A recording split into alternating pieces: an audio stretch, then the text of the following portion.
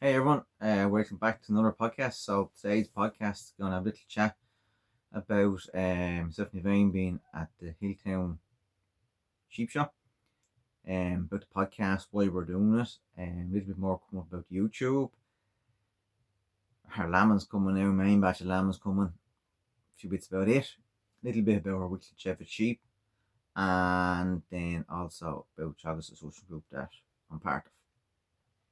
So, start off the Hiltown sale. So, it was on a Friday evening, and I said to Elaine, would she be interested in going? So she said, yeah, she'd like to go. So we left here, I think it was about 2.5 hours, whatever it was, to get up. So head up to Hilltown, and we were calling to Downshire Arms to get something to eat. And when I say a feed, I mean an absolute powerful feed. Not big gluten-free options, but didn't matter. The girl said she had turkey and ham, and it was gorgeous. But the slices were thin, and when it's really juicy. And then there was a big plate of mashed potato on it underneath it. There was a roast potato beside it, and then we had veg on the side of the plate. That's grand, loads. So then to come back out with another side plate of veg. There was actually, for me, to eat it all, there was too much in it, but it was a perfect feed, and it was lovely. And I have to say, like, it's nice that when you go to somewhere and you come out, yeah, I'm full, I'm happy. So it was a really good start to our evening. So we went up there, and we were there a bit early. Basically we had to be there early because we had to get by the traffic, so we were there a bit too early, but didn't start at 9, but we were there well early. And I said to Yvonne, I said, right, I says, if you beat me in the stock judging, I says, I'll give you €10. So she's right. So all her brain was focused, not bothering her. The first 4 sheep came into the ring, and lo and behold, the judging done the judging. We done our scoring, call out the scores, we wrote them down. She was beating me 4-0 after the first round, and I was there, this is going to be a long night. So I ended up, as the night went on, she bet me, I think, by 4 or 5 points. And we were getting similar scores on similar sheep all along. But on the first 4 was where she really bet me, but it was good, and she was really proud of herself for how well she done. And it was a great night. It's something that I don't understand, why these stock judging, why there's not more of them around the country. Because, like, you had an army of kids there, you had loads of people there, you'd let 4 sheep into a ring, you judged them, 4 goes back out, and 4 different sheep comes in. And the same thing again and again and again. And, it's great to see. But I just can't, like, normally we go to the Cooley Sheep Breeder Show, stock judging, and we normally go to it, but I was working this year, so I just didn't get to go. And I just don't understand why there's not more around the country, because when you see what money is raised for charity and how things goes, you just have to say to yourself, it's a fantastic thing to do.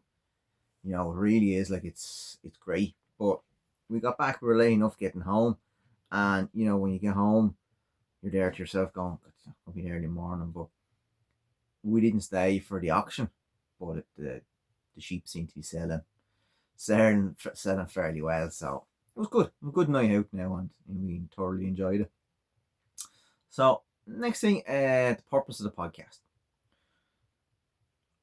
Well, I was asked this during the week, what's the purpose of the podcast on YouTube? And I had the answer, but when you can't express it. So I got to think about it a little bit afterwards, and the purpose of the YouTube and the Instagram and all that is kind of to document our life, in the sense that if Yvonne has kids, that she can look back and show that this is what I done when I was younger, and what she was doing with me. And I know it's only a small thing, but the amount of generations of families that has gone by in the last hundreds of years, and people don't know the history of it. And, like, even recently, my phone broke, and I lost all the photos and videos I had on it. So, like, that's photos going back 3-4 years of Elaine and me, and even Belle, like, and they're all gone. And so that's one of the reasons why we're doing it. And plus, hopefully, in the future, if Elaine starts farming, she can take over the YouTube and maybe the podcast as well if she wants, and then she can supplement her income while farming, while doing something that she enjoys, because she is going to do it a bit more. And the reason for the podcast is I want to create a sheep chat where it is kind of you talk about sheep in a normal sense, that where you see something, you give your opinion on it, it creates a discussion for people at home, and that's the purpose of it, to create a knowledge transfer and a sheep discussion in a podcast that's genuine. That's, look, I'm not going to say I have all the answers, absolutely not, but if you're at home listening to it, you might pick up something and go, hey, he's right about that, or no, he's wrong about that. So that's why we're doing this, to create a discussion around sheep and to keep sheep in the limelight and try and promote Irish sheep and Irish sheep farming life. You know, I think it's quite an important thing to do. The YouTube we're going to do a video every Thursday. So we'll either have a podcast out on a Thursday or we'll have a video up on a Thursday. And again, it's just to show stuff that we're doing. And like the last video we have out about our little lemon shed, and you know, it's got great views, but it's just shows how simple something can be done that can last for 20 years maybe, and no hassle, no fuss. You know, because sometimes I think people think that, oh, you know, you're farming and you're working that, yeah, okay, you want to return out the sheep, but you can't afford to spend big money on everything you do, because it's just not possible. Like if you're going out and you have to spend, say, 4,000 or 5,000 on rams, say this year, you're not going to have another 10,000 to put into a shed. So it's them sort of things that is the whole point of it, you know, and it's just to give a little different perspective on things as well. We're also going to do some live videos over the summer and over the lambing. Every now and again, there'll be a few live videos. They'll just be random, so you need to subscribe to know when they'll be there. We are going to do some more of the sheep sales videos, live videos. So there's a few sales I have in mind going to watch. So if you're listening to this and you think you have a sale that you might want us to do, well then sure, get in touch and we can do it. And also the same as if you have a sale and you don't want us to do it, well then get in touch and we won't do it. It's the idea of it is that we're giving our perspective on what we see happening in the sale, and it's not a question that we're right or wrong. It's a thing of that if lambs is, say for argument's sake, if lambs is making 140, 150, you know, people think that they're good money, but I'll be describing the lambs, what type of lambs they are and things like that. So if you're in work, say for arguments, and you can't see the sale, well, at least this video will be there for you at night time when you come home. So it should give you an opportunity to have watch back the sale. And if you're selling that type of sheep, then you'll know what's happening in your area, and also if you want to get into them sheep, what's the cost of them.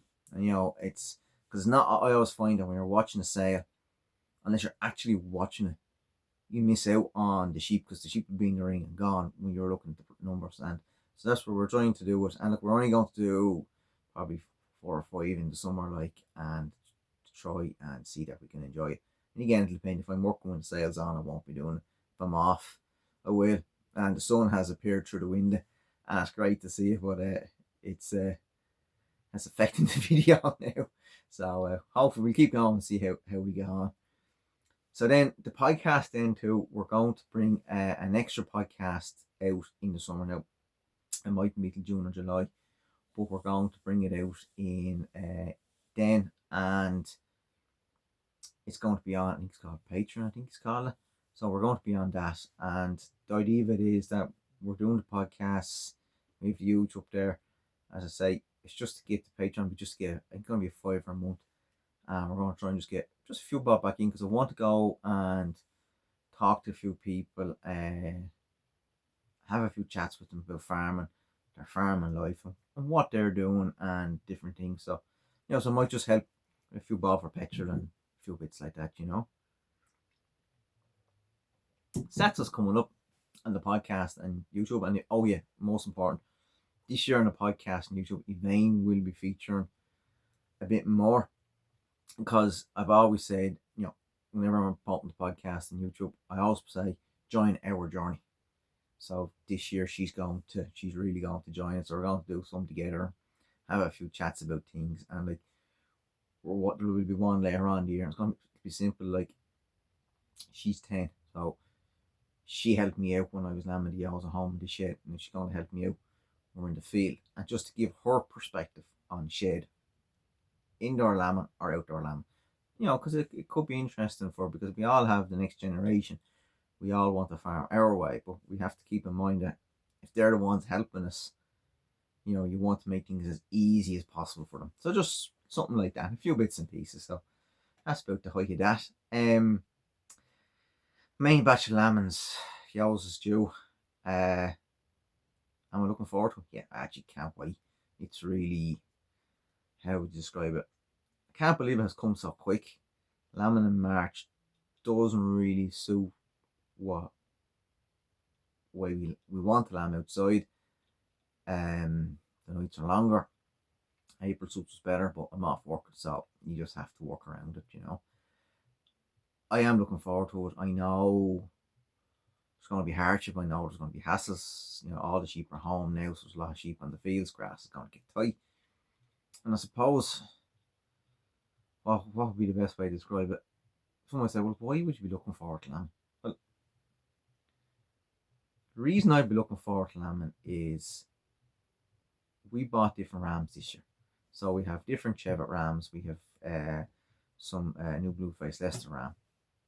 I want to see what them rams produce. Like the Cheviot rams that we bought, I know the ewes that they're with. I know what the rams that were with them ewes the year before produce, so I want to see what the new lads produce. Are they hardy? Do they get up and suck? Do they keep going? And, most importantly, do they grow into good replacement sheep? Then we have the mule.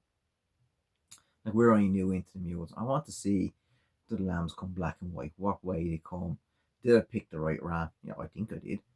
But I want to see what he produces and how they do. And it's nice to see something different. And then, like, we have our swales then this year.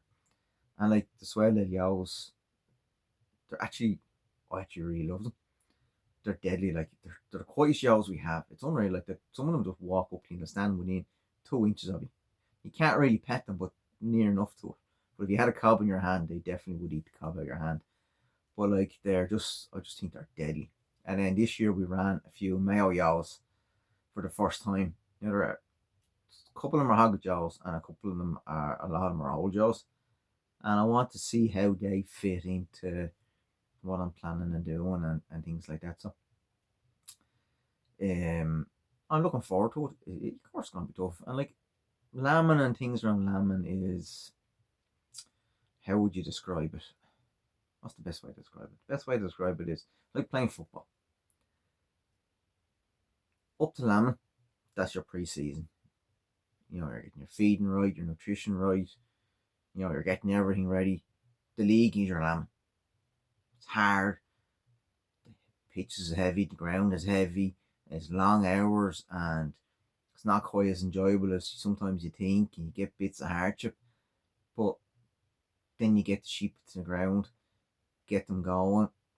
Championship, that's sale time. You're going to the sales, selling sheep, getting sheep ready for sales, all that sort of stuff. It's very hard to have a good championship if you haven't had a good league and a good pre-season. So it's all interlinked, and that's where I would come back to the football, that you just have to give it your best shot. And like, it's long hours, but like, look at, as the thing says, you're a sheep farmer. So if you're a sheep farmer, lambing's part of sheep farming, so, or part of our system. So you have to make the most of it, and it's quite good.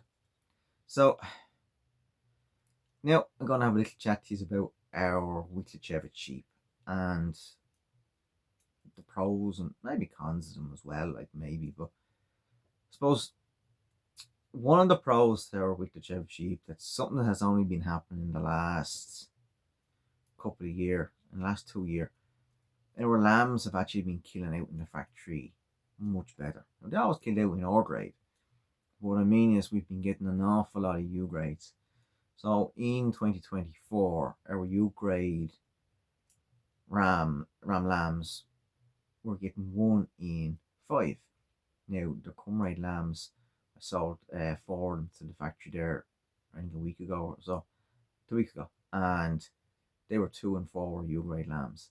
Now, why that is happening, I'm not 100% sure, but I think that's maybe down to the rams that we would be running and things like that, and the owls and the feeding and stuff. So it's just something to bear in mind that if you're a factory in sheep, that the Cheviot, the Wicklow Cheviot, is a good sheep. Now, I'm talking about my Wicklow Cheviots. I'm not going to get into what other people do with them or anything like that, because that's up to them to figure out.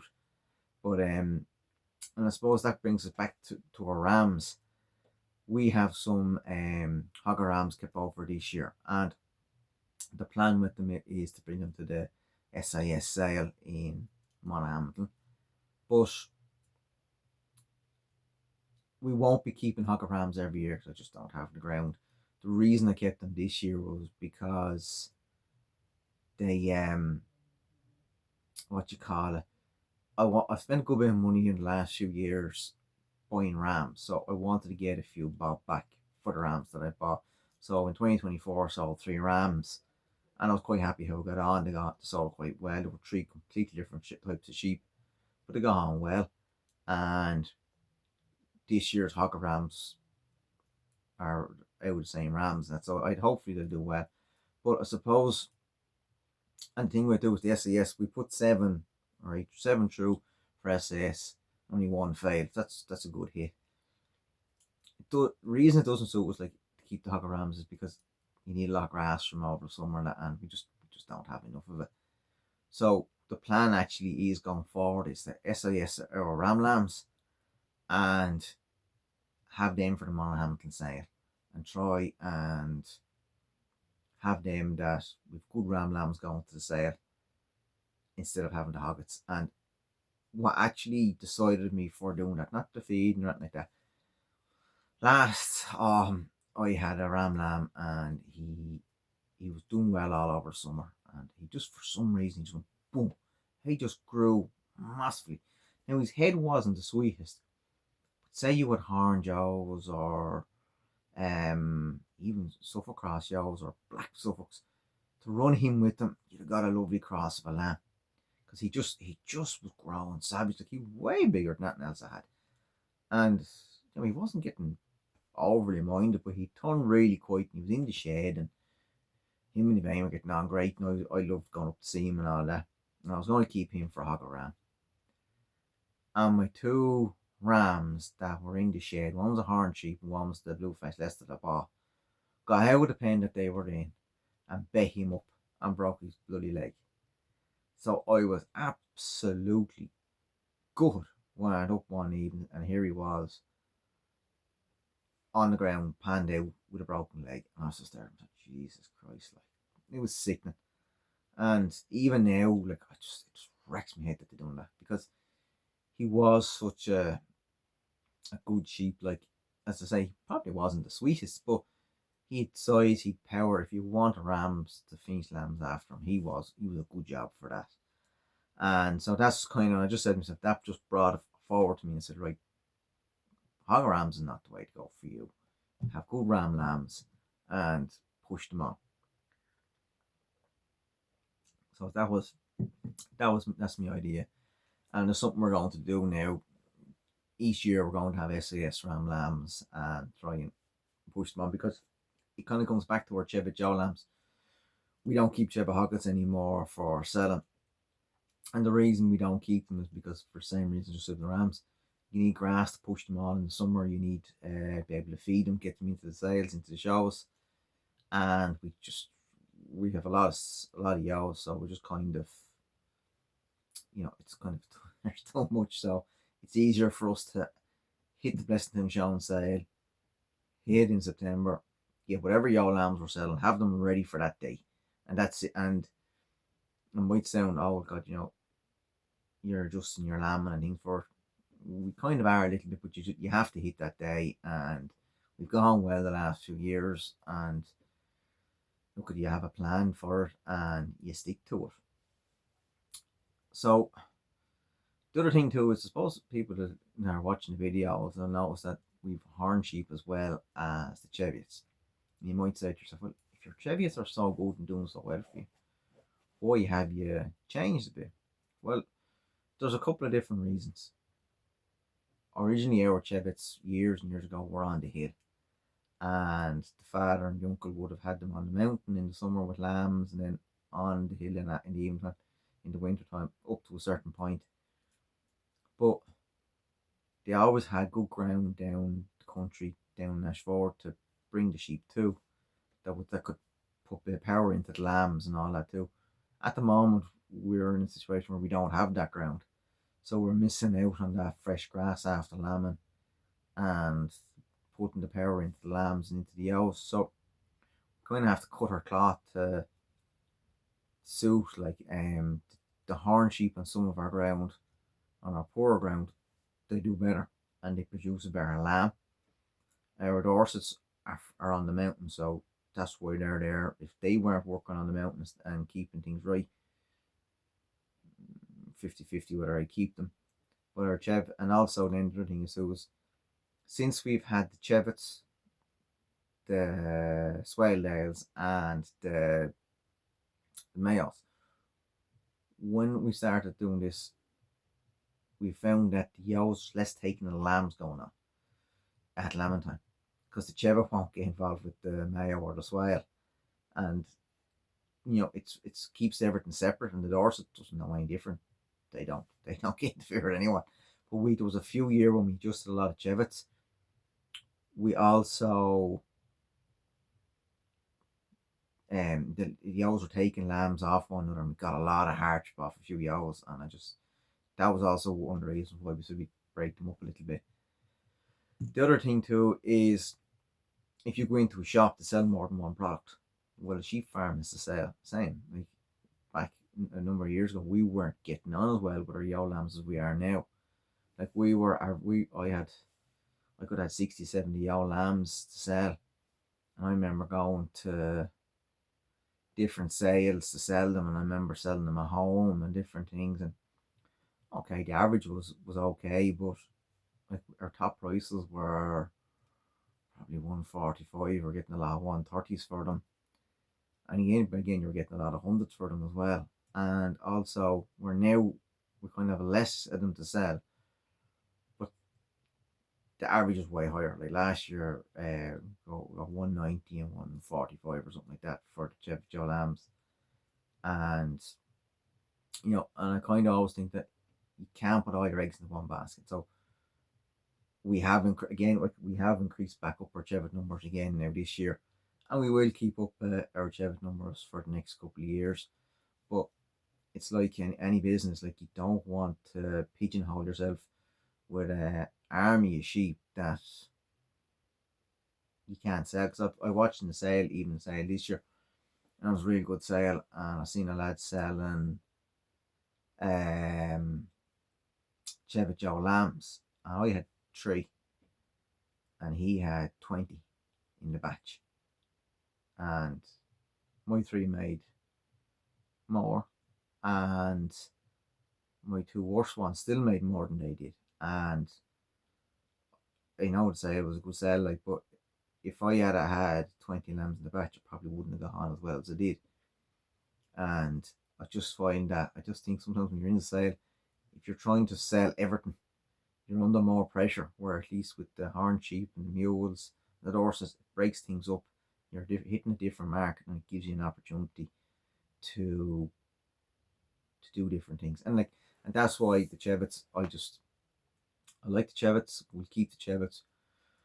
Would I go back to putting stuff around with the Cheviot? No. Not for the foreseeable future, for the simple reason we don't have the ground suitable for pushing on the stuff across land. Would love to have them. Would love to have lovely lush green fields. Let out your Cheviot Joe with a black speckly lamb. Let them on. I would love that. But no, we won't be going back to it because we don't have that lush grass. It's the other way of looking at it too, is what used to really piss me off sometimes was, unless you had the right speckly ewe lamb, you weren't getting your money for it, for that lamb. Like, sometimes you'd have lambs that could be a bit brown, and lads go, oh, they're a big lamb, but they're not making the money, like, and you'd have looked after them, fed them, got them to about 50, could be 55 kilos, to be big, powerful lambs. And like, we were in the sale one year, and one lad came to us and goes, oh, he says, oh, you're a great lamb, William. He says, I can't buy them. I said, why is that then? He goes, oh, he says, because you give your lambs nuts before you sell them. I goes, yeah, I get a handful of nuts, yeah. He goes, yeah, see, I don't feed them, I don't feed the hoggets over the winter. I said, oh, all right, yeah. He goes, no, I never feed them. Now, bearing in mind that I was working for another farmer at the time, and I had to drive by his farm to go to work and feed cattle in the morning. Every morning I went by, there was a hoggets lined up in the field with trucks as far as you could see. Either he was down in the morning or the young lad was down in the morning with the quad, and buckets and bags of nuts going out the trucks as far as you could see. And all the lambs that he bought pumped to the hilt with nuts. He arrived to the sale the next year, and they'd be pumped to the hilt with nuts, and he'd be telling you that they weren't. So when you see them things and bullshit going on, you just kind of go, don't listen to that. That's pure nonsense. Like, and the thing too, what used to wreck me head with the soft cross lambs, you weren't guaranteed what the ram could produce, and there was sometimes the lambs were not black and white enough, and it just really depressed me sometimes when you'd have beautiful lamb and then you'd have one not so nice, and you'd look up the beautiful lamb's a ram lamb, and the one not so nice is a yellow lamb, and you're there going like, lads, why? How can you do it to me? But no, they're great sheep. They're great for with the Texel. Fully 100% worth their value. But just for us going forward, we won't be going back to it. So, now, recently I was at Chaga's discussion group, and it was about lambing and a few bits and pieces, and we're going to go to a few different places now in 2025, sorry, and look at different things. So I'm kind of looking forward to it this year, because last year I didn't really know what to expect. But there was a couple of things this year the first meeting we had, that was really interesting and kind of surprised me a little bit too.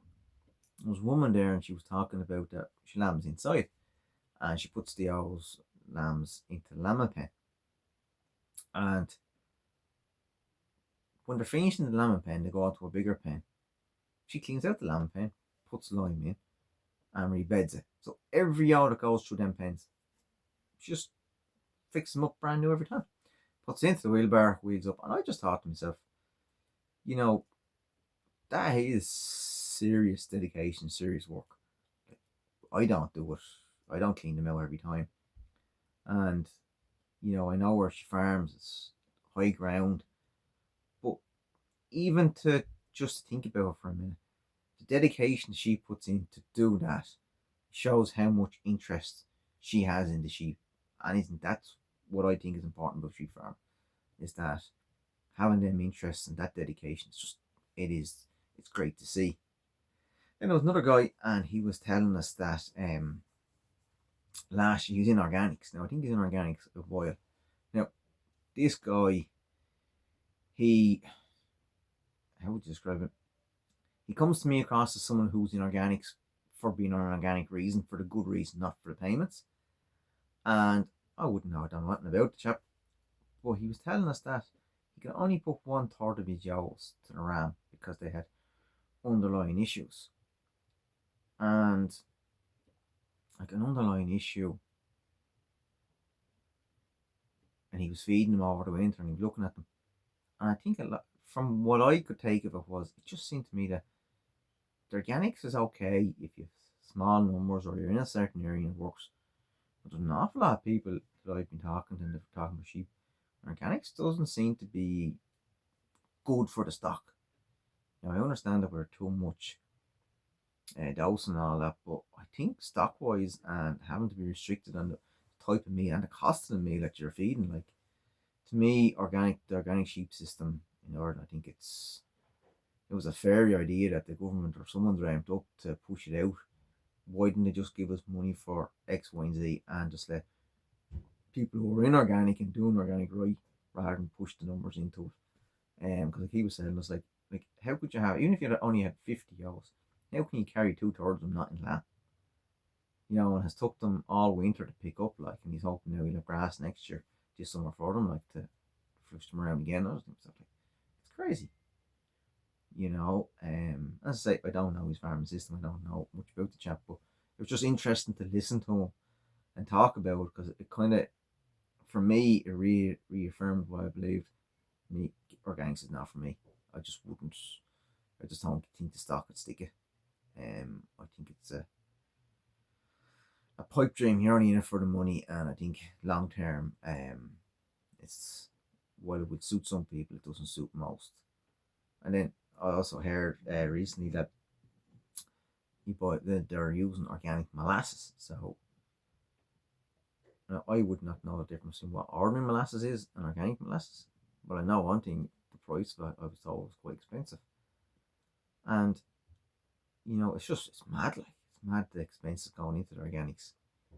Because I was watching one time on, I think it was Instagram. I seen him. This woman had a video, and she had mule ewes in England. They were lovely mule ewes, but she had this big drum that she was filling up with molasses. Just walking over, drinking out the molasses, and on the go. She just filled it up out of her IBC. How many hours renting was in the field, I don't know, but there was surely 300 litres of molasses in the IBC. I was looking to go, like, it's a great way of feeding them. It's great giving them energy. When they lamb, they'll have an awful lot of water fluid around them.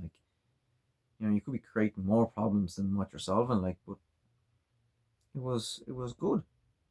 Something nice to see. Oh yeah, and that brings us back to another point. I had a few ewes that are a bit old and they're getting a bit extra nuts. And I actually put a different mineral bucket with them than I've ever used before. And it's because it's a soft one, and that's why I put it with them. And they're over it all the time. No, they're not hammering it, but it's a feed and high energy bucket. It's just, I've been looking out for it. I couldn't figure out where to get it, and I got it the other week, and I've seen now somewhere closer to get it. And I just think, for the owls with no teeth, this bucket is a good job. Because I used it years ago, and I had to stop using it because the owls were eating too much. But for the older owls, and particularly older May owls that I bought that have no teeth, this is a good thing for them. So I'm going to finish up on one last topic. What I do is I do be in the shed fixing up sheep in the evening time. And I'd have the phone down, and I'd have the headphones on, and I'd be listening to YouTube. And I was listening to this lad, and he came on, and it was only on for 2.5 minutes or something. And he was talking about a sheep manure bucket, and he was praising them to the hilt. And he was saying that how much, since they started using it, it had benefited them and all that. And then, as they were talking into it, it comes out then that he has 2,700 hours. And I just said to myself, I just took a step back, and he goes, yeah, it says only me and the wife are working full time home. The two daughters are doing a part-time, one's doing whatever they're doing. And I was like, going, that amount of sheep, like, that's some stock. Like, where would you get to the end of it? Like, and like, obviously they must have a big run or whatever for them. But I just thought to myself, I'm here rolling around, and I get given out for having a couple of 100 jobs. Yeah, now you've too many hours. There he is with 2,700. And I just said to myself, that's a setup. Like, then I thought to myself, is there actually any farms in Ireland that would have that sort of a stock? A lot of the big lads might have 1,000 ewes, but like, people running from Billy to Jack and bit around here and a bit around there. Well, obviously, they have a big role, and they've two different, because they were talking about in the bad ground how the mineral buckets really had helped them. And I just said to myself, like, that's deadly, like, but at the same time, the volume of work that it does is just, must be colossal, like, cause I don't know why you never get to the end of it. So, that's it for today. So, thanks for listening. And don't forget to sign up to YouTube and subscribe, and be ready for all our journey during the summer and in 2025. So again, thank you very much, and chat to you all soon.